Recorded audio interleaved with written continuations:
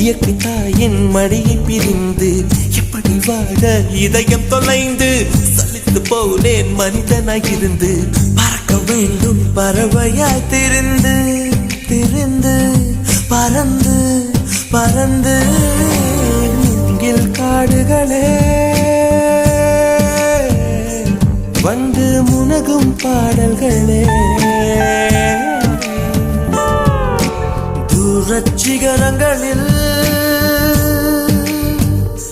தண்ணீர் துவைக்கும் அருவிகளே